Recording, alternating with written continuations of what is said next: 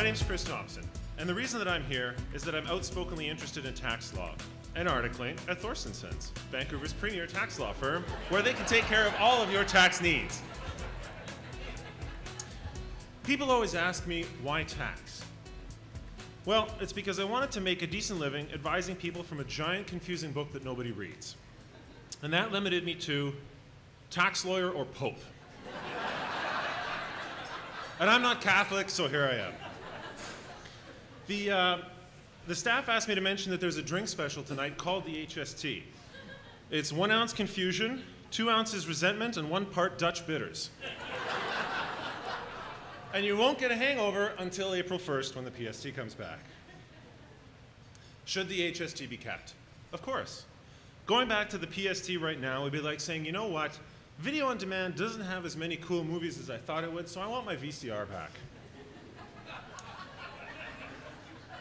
The 4 of you that had VCRs laughed. Perfect.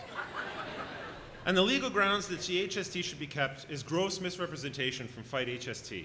And I know misrepresentation because I online dated with eHarmony.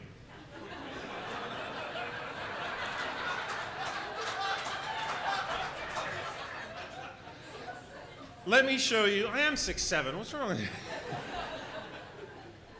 Let me show you Fight HST's main argument. When 90% of the people in this province, if 90% of the people are wrong, they are actually right. 90% of the people cannot be wrong. If 90% of the people are wrong, according to some people, then those people are wrong. 90% of the people cannot be wrong. And a politician sitting in Victoria saying 90% is wrong doesn't deserve to sit there.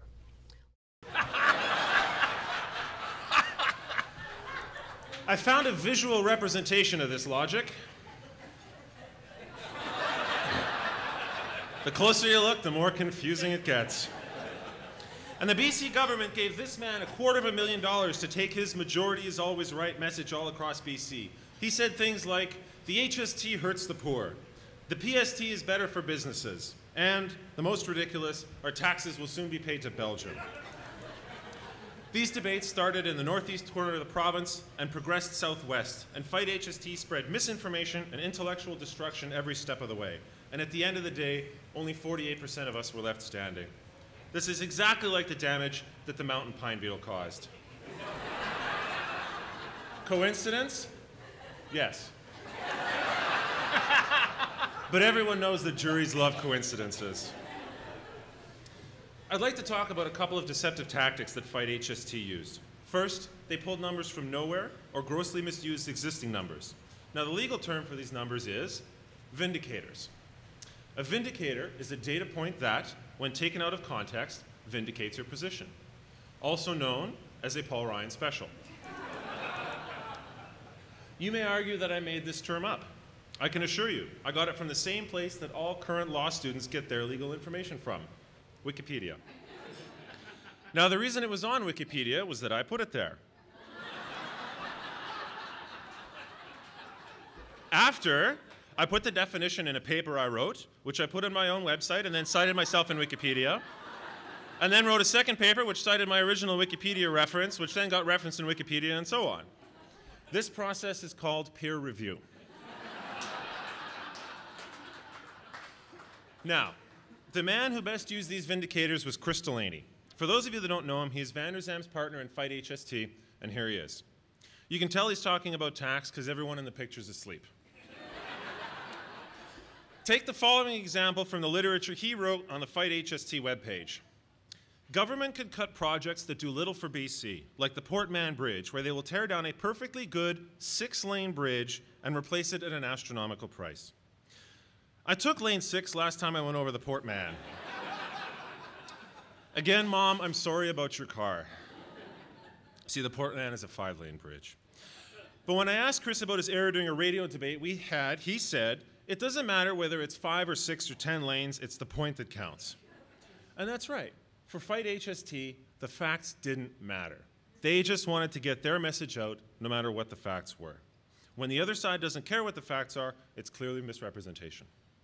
Now, there's another term that accurately describes the whole zeitgeist of Fight HST, and it is Vanderlust, which is the desire for one's own wandering arguments to be true. This seems to be the central tactic of the Fight HST side, and here's my favorite example. Taxes never go down, and when they do, it seems to be only temporary.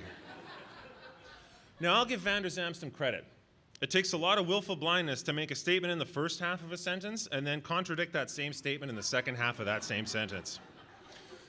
I've only heard that 3 times in my life. My dad once said, "Shut up and answer the question." Someone once told me gas prices should be lower in the summer when everyone drives more. And I once heard, "That man is a gay Republican." Fight HST wasn't the only one being misleading. The voting question read, and I think this is verbatim, "Are you or are you not in favor of being against not extinguishing the former PST instead of the current HST instead of not keeping the non-current non-VAT PST?" The difference between yes and no hasn't been that confusing since that book on university consent practices was released. I think we'll all agree getting to yes without alcohol is pretty tough. Finally, I'd like you to consider the following legal doctrine.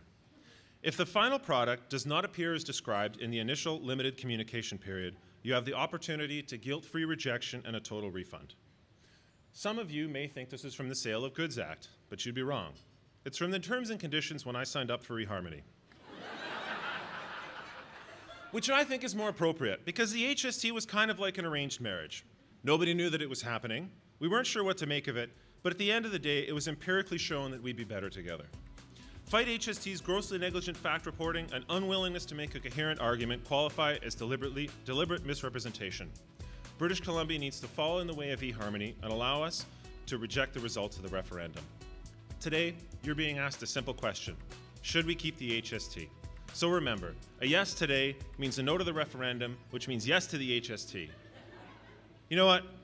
Push 2. Thank you.